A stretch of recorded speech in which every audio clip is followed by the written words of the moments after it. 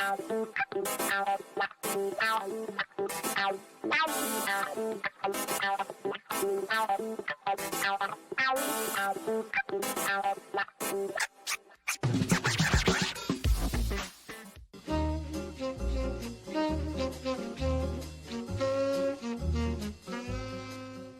St. Patrick's Day. We're celebrating the first, I think it's the second Irish Catholic president driving the orange snake out of Washington. Mm-hmm. I will switch. I wore Kamala because she's doing a kick-ass job. Our vice president, a kick-ass job on the Recovery Act tour. And also, just the dichotomy of America right now. Travis, we've had this horrible anti-Asian attack. She's the first Asian vice president. In addition, it's overlooked with the first woman and the first African-American, but also the first Asian vice president. And I'm sorry, we're going to have these, what did I say yesterday? Landmines. Yeah. Forever, probably, from Trump's awful presidency. Yes, I blame him exactly. I blame him and China virus and Kung flu and everything else he thought was hilarious. Right up till, what was it, last week? Week before. He used it at CPAC. Yes. You notice I am unencumbered by the need for facts or evidence, like our legal lads and ladies. I'm going to just jump to the end and say, yes, this is a hate crime. 6 of the 8 victims were Asian. They were Asian massage spas in Atlanta. They've identified a suspect, a 21-year-old, who looks exactly the way you would think he does, and he has 3 names, like they always do. And we've been talking. We just had Margaret Cho on, right, last week. 150% rise in Asian attacks. And this is what I'm saying. Like, Donald Trump's America wasn't over with us throwing Donald Trump out. It's just, I was so furious last night because you knew this was coming. You're like, just spin the hate wheel, right? You know, it's right. Every shooting, whether it's, African Americans, gay people, whatever the target is, I'm like, here we are. We were bound to land on an anti-Asian tragedy, killing because of this president and his followers' rhetoric, right? I mean, Ron Johnson filling right in, where Trump left off in terms of racism and et cetera. But it's just, okay. Oh, and also this will be breaking news to Malcolm Nance, who, there must be a God if this news broke in time for Wednesday. Yes. As it turns out, Trump is a Russian asset that Russia tried to help again in 2020. It's weird. Everything Malcolm Nance and everybody else that talked about Trump Russia was exactly right. I wonder what, being that this was released by Trump's intelligence community. Well, I mean, they didn't release it on purpose, but this was done by Trump. They waited till after he was gone. Thank you. I'm sure, right, of course, under pressure, but the fact that this was, how do these Republicans answer this in this MAGA crowd saying, to witch hunt, fake news, Russia, Trump, Russia? How is this fake news now? This is released by Trump's intelligence community. That Putin once again tried to help Trump in 2020, and you missed, bitch. Sorry. I'm going to be calling Vladimir Putin a bitch. Almost more than I'm going to be calling Mitch McConnell a bitch today. Oh. Save your threats, bitch. Because Biden said, don't blow up the filibuster. Boom. Reform it. Whatever. Reform it. I'm not an incremental gal, but I'll take it. Yeah. So, I mean, what do you say? I'm curious. What will they get Ron Johnson's reaction to this? Like, this is Trump's intelligence, department, because you can't, of course, Putin was trying to help. And when does, we have to ask Malcolm, when does Rudy Giuliani go to jail? He's right smack in the middle of this as well, right? I mean, and Konstantin Kalimnik, there he is again, the guy that Paul Manafort gave polling data in the swing states to. I will die mad about what happened to Hillary. Okay. They did exactly, I don't even want to get into it again. We'll talk to Malcolm.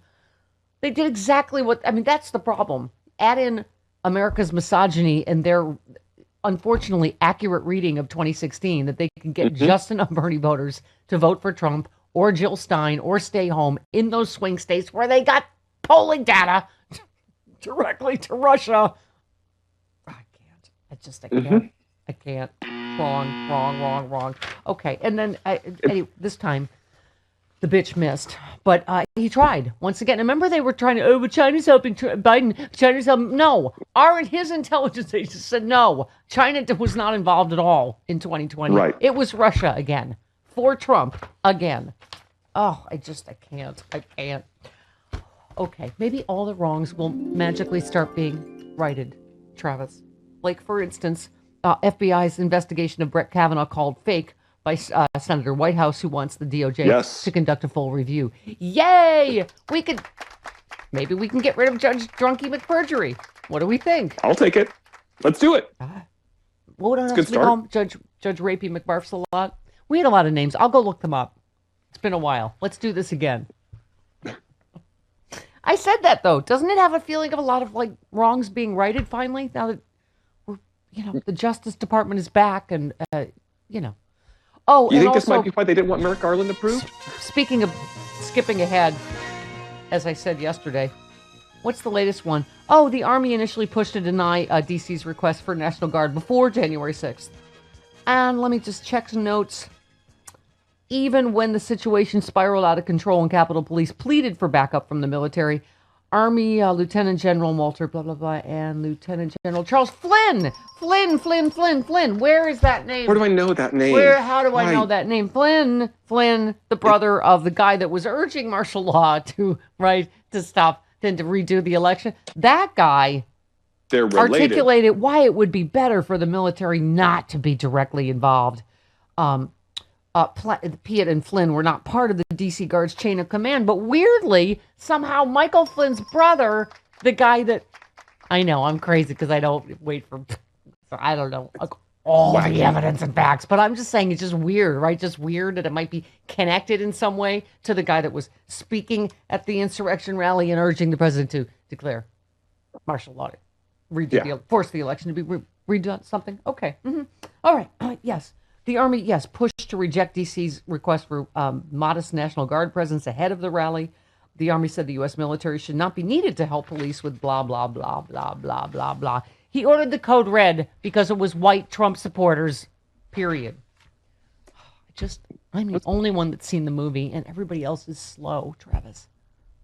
I'm like, let me tell you how this ends. Did you order the code red?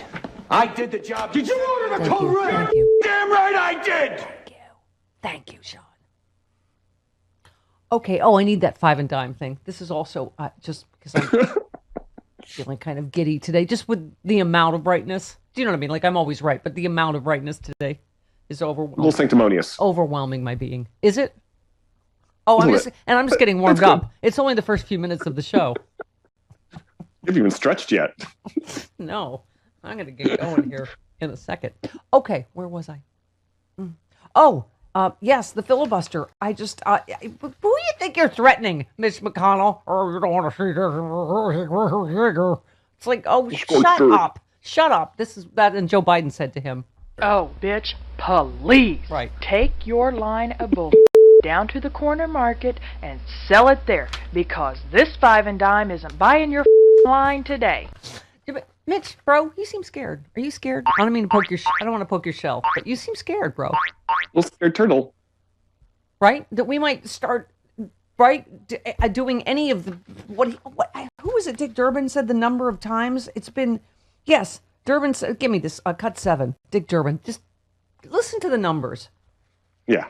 Back to 1919, all the way to 1957, Strom Thurmond's was the 5th filibuster in history.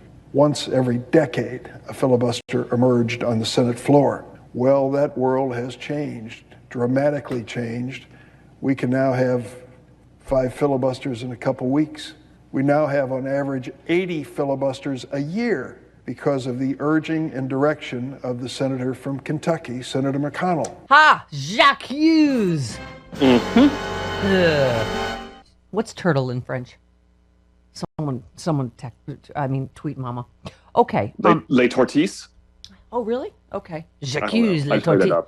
Did you make that up? That was good. I made that up. That's a good guess. Les tortillas. Jacques Hughes, les tortillas. We will make soup out of you. Okay, should we play his?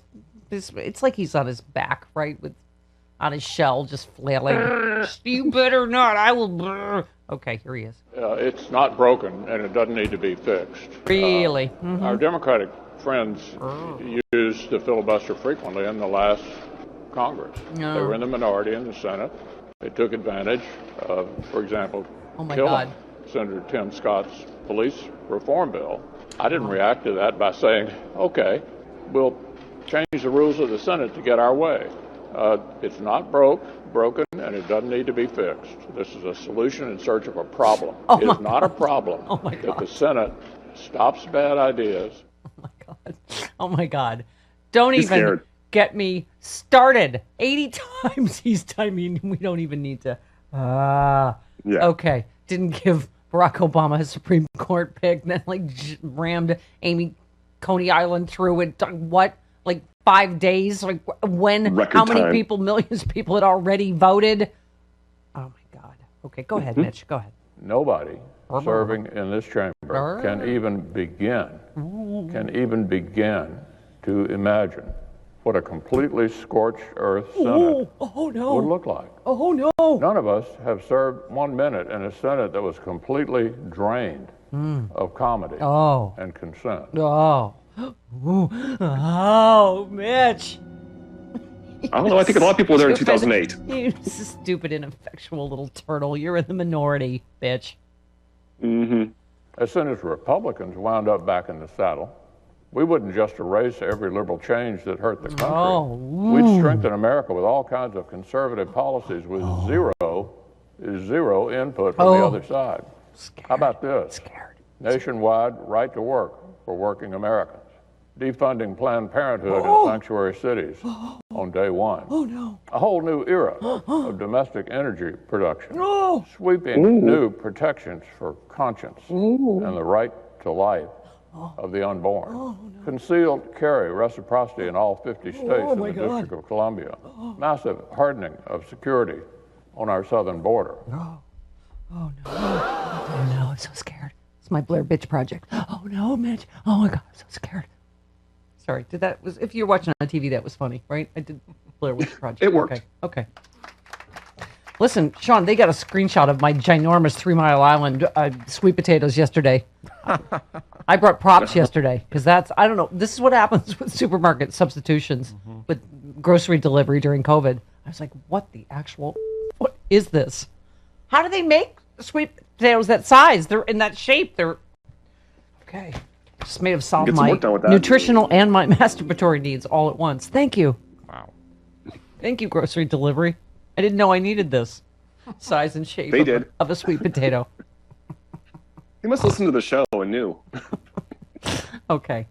Yeah, I mean, seriously, how scared is he? He's like, oh, they're finally going to, right? And by the way, credit to Senator Ralph Franken, who should still be in the Senate. This was his idea. Norm Ornstein, that talked about reform and a talking filibuster. They started talking about it on TV and elsewhere right before Joe Manchin went on TV and said he was open to it. Like, okay, let's start with that, because you'll find out you're not going to get it. If you can't get Republican cooperation on a bill that is wildly politically popular and would benefit them and has the support of 75% of the country, what do you think you're going to get their cooperation on? Again, I'm going to skip ahead.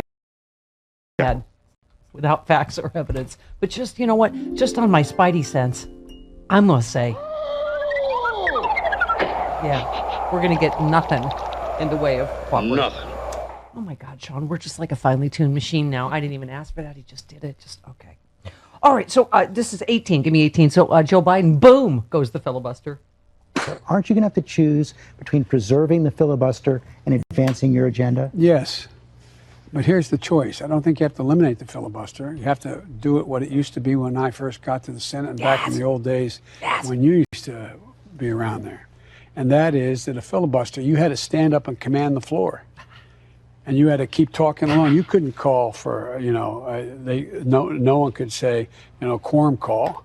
Once you stopped talking, you lost that, and someone could move in and say, I moved the question of. So you got to work for the filibuster. Yeah, and you can't, you douchebag Ted Cruz, you can't read Green Eggs and Ham. It has to be germane to the debate. You got to do your job. You got to do your work. President Biden. He still can read Green Eggs and Ham. Yeah, President Biden. So you're for that reform. You're for bringing back the talking filibuster. I am. That's what it was supposed to be. Look, I think, don't hold me to the numbers, George, but I think between 1960 and 2000, there were like, I'm making this number up, I don't know. There were like, 50 filibusters. Now they're like 200 since then. Since that Just put a rule hold changed. on it, that's it. Yeah, I mean, so the idea, it almost is getting to the point where there's, democracy's having a hard time functioning. Yeah. Boom. All right. Yay. Boom, bitch. Talking to you, Mitch. Sorry. Doing this. What? Yeah, I think we are. I think we're doing this. Yay. And whatever. And we have, one more reconciliation left as well. So, and they also could, there's obviously talk of moving to do some form of this for voting rights. Because like I was saying, if you don't do that, then no other issue matters, right? Yeah. So anyway, all right. I had another thought, but it went away in my head before. Well, where did it go? Huh? I'll come back to it. But it's all very exciting today. We have Malcolm Nance, right? We have Bob Seska. We have Carlos Alzraki.